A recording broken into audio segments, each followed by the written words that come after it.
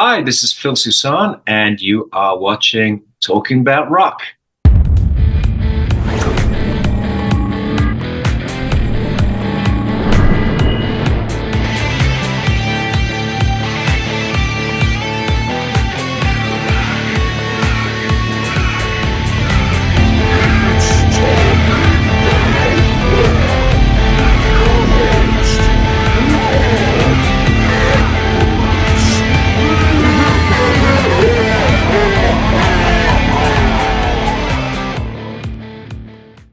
All right, today's guest is a bass guitarist, songwriter, and producer. He's currently a member of the band Last in Line, and in 2017 was inducted into the Rock Gods Hall of Fame.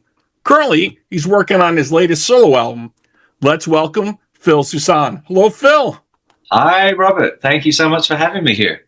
Yeah, definitely great to have you. So let's talk about what you got going on here. You recently signed with Brave Words Records and got a new solo album you'll be working on, Cosmo Fighters. So what can you share with us about this new record? Give us a little sneak peek. So the title of the album is going to be called Cosmo Fighter. It seems to be, we seem to have a couple of variations that have been going around. So I'm going to have to speak to the powers that be and make sure we get that correct. Yeah, I double checked that feed a couple times. So I will correct that in here though. Cosmo Fighter. Cosmo Fighter. Thank you. It's going to be an album, but it's in the form of 3 EPs that are going to come out separately. Each EP, of course, is going to have 4 songs on it. And that way we'll have a sort of continuing, it's like a trilogy. So it's pretty cool. Yeah. Interesting. Very, very interesting. So it'll be like a storyline going through it maybe a little bit, or some artwork that collaborates it together, or... Definitely some artwork, and definitely there's a continuing sort of underlying story that joins all of these songs together. So absolutely right. But I like the idea of doing that because it also, in the past we used to put an album out and it came out and that was it. And we promoted it and did all of that stuff. But in today's day and age, things are slightly different. Sure, I don't need to tell you. And so by doing it this way, we'll constantly be able to have stuff coming out and keep not just promotion, but keep activity about it. So it becomes like a long sort of chapter, rather than just, by putting the album out and just having it come out. It's a continuing chapter. And I'm very much looking forward to working like that. That sounds like a great idea. Definitely a fresh take on it from what I've seen, for sure. Can you maybe mention a guest or two you might have on there, maybe in the works coming up? Anybody that maybe you can spill the beans on a little bit? Yeah, I mean, I'm happy to do that. It's unfortunately, there's not too many people on it. I actually wrote and performed most of the album myself. There's a few of us, a few good friends, some who shall remain nameless. They're very, very well known, who we sort of work like that sometimes, because in the process of writing the record, when you're working on your own, you're in your studio and then you're saying, well, let me see if this guitar part works with this bass part. And then, no, it doesn't work. Yes, it does work. And you keep re-recording and playing back. Well, by the time it sounds like it's all great, it's finished and it's done. And that's really how the album was done. I do have a couple of guests on there. My dear friend Richie Blackmore played some solo on one of the songs on the first EP, and on I think it's going to be the second EP. My other very good friend Carmine Appice played drums on it, so that was cool. Jay Shallon played drums on another track, but it wasn't really much of a guest sort of process. I literally went into the studio and started writing about a year ago, or just over, and started writing some songs because Last in Line was taking a hiatus for a while. And so I thought, well, I'll just write some songs and put them down. And I got into a role. I wrote, in about 2 months, I wrote 16 songs. And then I sent them out, and I had interest from a couple of different labels. And I was very pleasantly surprised, to be honest with you, because I don't take anything for granted. And you never know how these things are going to work. But when someone calls you up and says, we really love these songs and we really would be interested in working with you, I was feeling very, very... very, very blessed, very privileged, flattered too. So I ended up signing this deal with Brave Words Records, and they're wonderful people. So that's kind of the background. Yeah, that sounds like an amazing project, definitely. And Mike Brandvold better take care of you over there for sure, definitely. But you mentioned Carmine, and you're also playing on one of his tracks also for Temple of the Blues too, down in the bottom, which I thought sounded great. Oh, thank you. I've actually done quite a lot of work with Carmine over the last 2 or 3 years. We did a project, a one album project that we're trying to sort of shop around at the moment. Great record. I did that with Michael Voss, Carmine, myself, and Paul Shortino singing. And I love Paul to death, but I don't think I've ever heard him sing quite this well on anything in 2 decades. It's an amazing record. So we're trying to sort of push that around at the moment. And then I've done a lot of other sessions with Carmine. I've played on his Cactus remake albums, and we've done a couple of. We did a Fernando Perdomo track as well. It was pretty cool.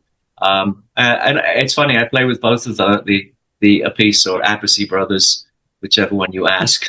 right. Depending on who you're talking to, right? Yeah, it's Vinny Appice, I believe, and Carmine Appice. I believe that's how it goes. No, it's the other way around. Oh, it's the other way around. Oh, my mistake. Okay, so I get confused sometimes too. Okay, it's 2 brothers separated by a common surname. Definitely. So you've been super busy doing other stuff too. So the new Ride the Rainbow tribute to Richie Blackmore has come out, and you're doing Temple of the King and I Surrender. And I thought that sounded amazing as well on there. Definitely. Oh, I loved playing on that track. I mean, Richie Blackmore is a legend, and somebody who I grew up listening to and loving dearly. And the opportunity to play this track, and it's one of my favorite tracks, by the way. And I just really had a thrill playing on it. It was great. I almost had an opportunity to play with Richie Blackmore quite some time ago. It never came together. And so this was something I was always not sad about, but I would have loved to have done that. Unfortunately, I was at the time I just started working with Billy Idol, and I just couldn't seem to find a way to be in 2 places at once. It just right. Yeah, sometimes you get a couple of opportunities and it's like, gosh, come on, man. I wish I could do both of these. But so this was a great track. I really loved playing on it. I thought everyone sounded great on it too. Yeah. So speaking of your career, you've done some amazing stuff here. So let's touch on a little bit of that. Obviously, you toured with Oz for the Ultimate Sin tour. Co-wrote, Shot in the Dark for his album. Do you recall that time a little bit? Any good memories from those days? Oh my God, through all that. Absolutely. I loved Ozzy. We got on great. And one of the most memorable things I think for me was when I first came to America on that tour. I was very young. I was like 23 or something, and I'd never been to America, and I never toured America. And Ozzy was just thrilled about this. I mean, he was kind of so excited to show me everything wherever we went. It was almost like he was kind of living vicariously through me, like the first time he'd ever toured. And he was very excited, and I was very excited about it. It was just a fantastic time. And of course, the band was amazing. Randy Castillo, who became my lifelong best friend. And we just had a blast together, and everyone else on that tour as well. It was a great band. Jake was fantastic, was an incredible guitar player. Ozzy was completely rejuvenated with this whole, I don't know how to put it, but the whole Ultimate Sin just exploded. Yeah, that was really big, and I was checking out some of the early video for that back in the day. You guys played Top of the Pops like in '86. I was watching the video from you guys playing, and that was amazing. Just a different time in the world back then, obviously, But that song blew up so big, as everybody knows. That was just huge. That was probably his biggest hit for a long time. Well, and I think it was at a perfect time. Sharon had clearly laid out to us that that the Bark at the Moon album, for whatever reason, hadn't quite done as much as they thought it was going to, and there was this other album to do. And she even suggested this was probably going to be maybe this last album or something. And so we went into that with the understanding that, well, let's see what happens. And then that song came out, and it just blew up, and everything else became history. I mean, he never looked back. It was a remarkable time. It was a very long tour, And it just seemed we kept going around markets over and over again. And you'd think that the audiences would diminish and deplete, but they were packed every time. Yeah. We got to the end of the tour and we just said, geez, maybe we should just go home now. Yeah, I saw you guys twice on that tour. Yeah, but definitely. So you left Ozzy in '88, and they were talking about it earlier. You accepted the invitation for Billy Idol and to do with his band, and then on the album Charmed Life. There, how is it working on that project? It was great. I loved working with Billy, but it's a difficult thing. It was a difficult thing for people to understand at the time, because many people said Ozzy Osbourne, Billy Idol. I mean, they didn't see them as being in the same genre, right? Right. Classic rock over here, and this is kind of post-punk or whatever you want to call it. And it just made no sense. A lot of interviews I did, people said, Billy Idol? I mean, that's really unlikely. And you'd have to go back into my history. I was born in Maida Vale in London. In Paddington is the area. And right about then, in the very early or mid-70s, a style of music started right there, and it was called punk. And that's where all those bands came from. London SS, the one it was, Kilburn and the High Roads, Generation X, The Clash. It all started there. That's where it started, in my backyard. Right. And of course, I was a huge classic rock fan, and I sort of was also, I had to live a bit of a double life, because when you're in your mid-teens, and that's the music of your generation, I'm not talking about the Who, but the music of my generation, you are, of course, part of that. You want to be part of that, but at the same time, you're sort of torn between, well, I sort of like all these other bands, and I'd also like this as well. And I always had this desire to be able to play in one of those bands. I had a very good friend at the time called John Tao, and he was a drummer, and he was the original drummer in Generation X. And we did sessions together, and he'd say to me, come up to me, he'd say, hey, Phil, I'm going to try and get you in one of these punk bands with me, all right? We're going to see if we can get you in it. And it never really happened. And the reason it didn't happen is I was about 4 years too late to that party. And for people in America, by about 1976, 77, punk was pretty much done in Britain. And that was it. It was done. So I always had this kind of bucket list thing about Billy Idol. I mean, I would see Billy, I'd see him here and there. And then one day this opportunity came up to work with him, and I jumped on it. I just said, absolutely, I would love to do this. And we had a great time playing together. It was really fun. We had a great time working together. He had just moved. He had spent some time in LA because we were there, and then he decided to move to LA. So he moved out there. We got together. We started working and on the Charmed Life album. And so that's why I did that. Yeah, definitely some great tracks from him, and so good to see him come back in the last couple of years, touring again and just playing shows again. Just some great stuff for sure. I have to add something very funny as well, because you mentioned Top of the Pops, which a lot of people don't realize, but that was the show in England. I mean, right. That's what you had to be on. Everybody was on that. Like Priest was on that, Black Sabbath. You had to play that if you're in England, right? Yeah, I saw David Bowie on there doing Changes or Starman. Starman. Yeah, and that's when I realized that's what I wanted to do, was play music. But when we did Top of the Pops, there was another band on that same show that night, and it was, funnily enough, it was The Damned. and so there's another one of those kind of like parallel connections with the whole punk thing as well. I remember being thrilled, like, oh my gosh, there's The Damned. Right, just crossing paths, right, almost at the same time there, definitely. Yeah, so you've done a lot of interesting stuff, so let's talk a little bit about that also. You played with Vince Neil in that fictional band Black Plague for the movie The Adventures of Ford Fairlane. Yep. With Andrew Dice Clay. And then Vince asked you to write some songs with what eventually become, the Vince Neil Band for the Exposed album. Correct. Yeah, so, I mean, Vince and I had been friends. We met in London. We met at the Marquee years before. And then when I was playing with Ozzy, of course, we really kind of had an opportunity to kind of spend more time together, and we became good friends, and we socialized a lot. We spent a lot of time together. So it was a pretty easy thing when he called me up and he said, I'm going to do this movie and I need to put a band together. So you want to do this with me? And I said, sure. And of course we got Randy Castillo and Carlos Cavazo in the Black Plague band. Yeah. And then it was a short while after then, of course, when he had separated from Motley Crue, and he called me. Actually, I got a phone call from the great Bruce Bird, his manager, who I love dearly, sadly no longer with us. And it was Bruce and him and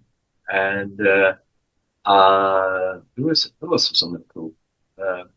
Somebody else was on the call. Anyway, and Bruce said, "Hey, we're sitting here with Vince, and you need to put a band together. You have a friend here, and this is what you're going to do." And I said, "Okay." So, this is what you're going to make happen. It was Jack Blades. Okay. Yeah.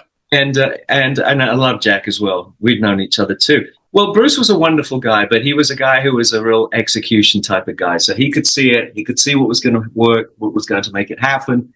And he basically was orchestrating everything to come together in a very nice way, by the way. I'm not saying this in a way that was in any way, negative. Disparaging, right, yeah. Disparaging. He was just a very, very good person at bringing things together. So, and that's how that came to be. And every morning I got up and went to Vince's house, and early, 8:30 in the morning. And we'd sit down, and we were very excited, and we'd work on songs, a lot of songs that I had previously written for Ozzy, and I had taken with me when I stopped working with Ozzy, ended up on that album.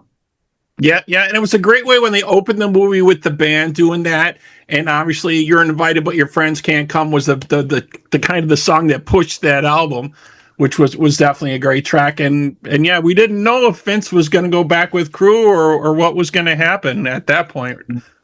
Yeah, I mean, that song, that blew up as well. I mean, it was just like, it was another shot in the dark type of thing. It went viral. I remember one DJ got fired because they played it continuously for an hour on radio station.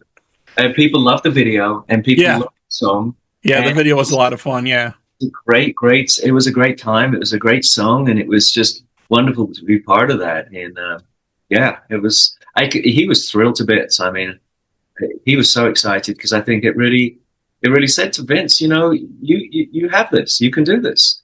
Anytime someone has some success in what we do, it would be a lie to say that any musician goes into a project without having, these voices of doubt. Is this good enough? Is it going to be, are people going to like what I'm doing? Right. Is it the right time? Is it the right material? I mean, there's so much stuff that goes in it, right? Right. We don't take for granted what we do. And we also appreciate very much our audience. If it wasn't for our audience, we wouldn't have anything. We wouldn't have anything. If there's people who are out there listening to the songs, buying songs, we'd have nothing. So we're always kind of concerned and thinking to ourselves, well, gee, I hope the audience is going to like what we're doing. I hope our fans are going to like what we're doing.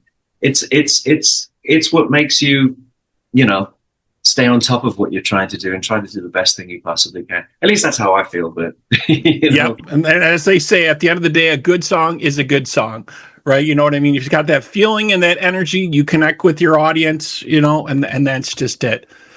So moving along here. So in 2006, you released your debut solo album, Vibrate, featuring you singing and playing both guitar and bass.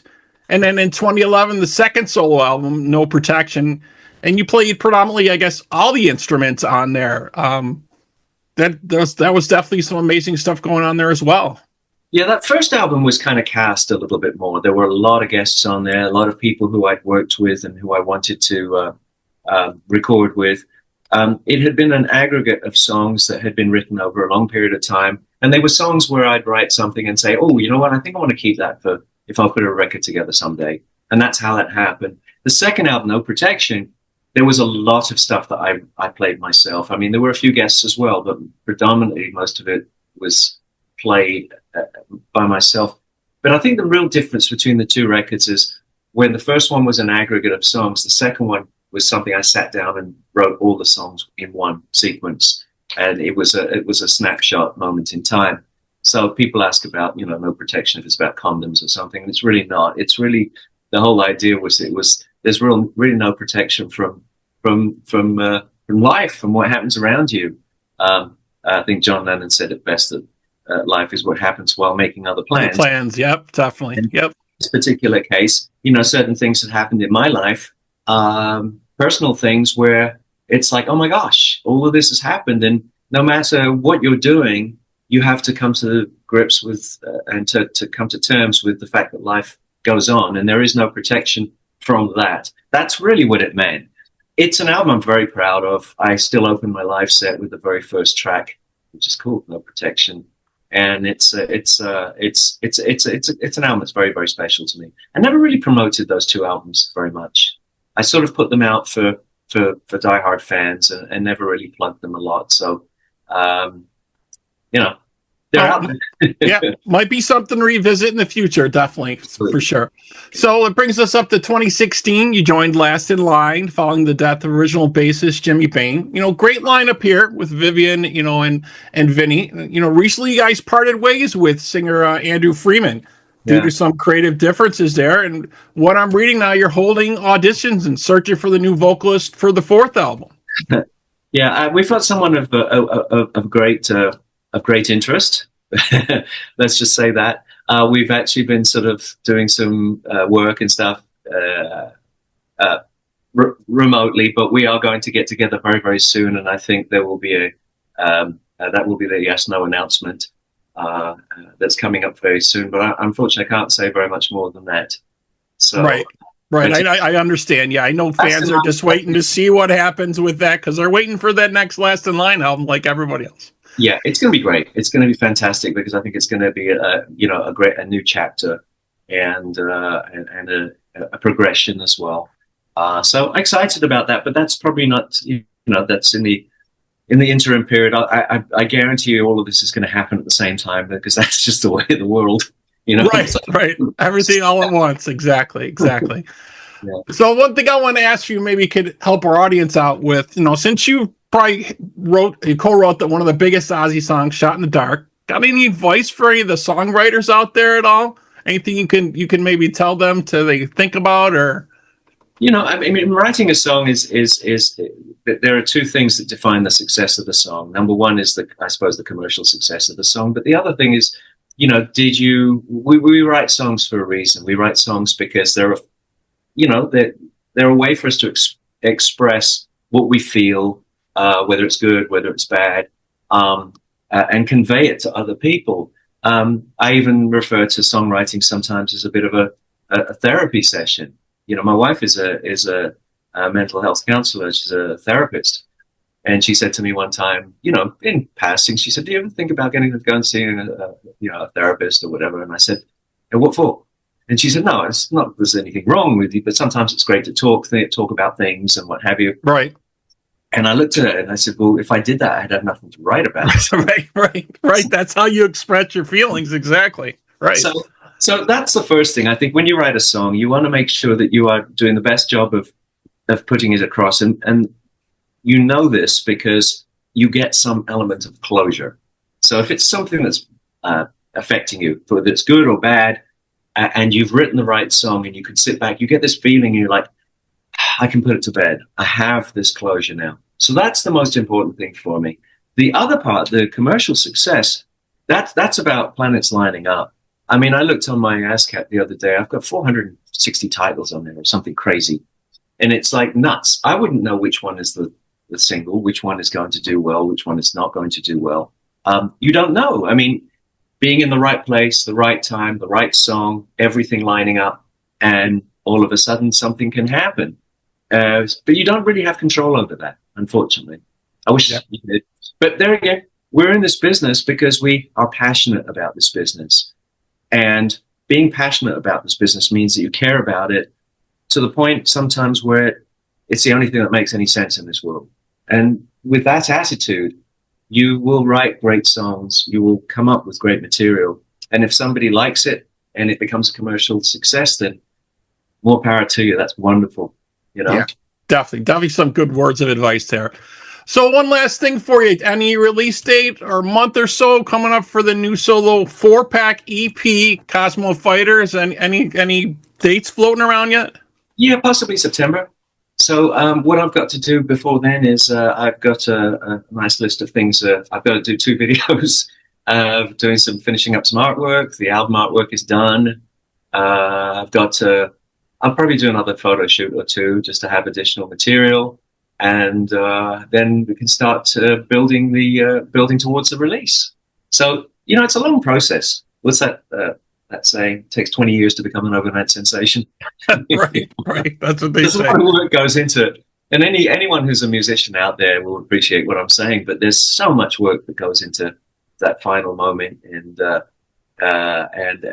hopefully it all converges at the same time and something nice happens. So yeah, definitely. So we definitely look forward to that. And folks, you can check out Phil, like we're saying, on the new Temple of Blues 2 All-Stars with Carmine, and the Ride the Rainbow, the tribute album with Richie Blackmore. All right. So that wraps up this episode of Talking About Rock. Thank you to our guests today, Soussan, and to our listeners. We hope you're doing your part by keeping the torch alive and supporting live music wherever you are. Thank you again. Thank you so much, man. Absolutely. Thank you.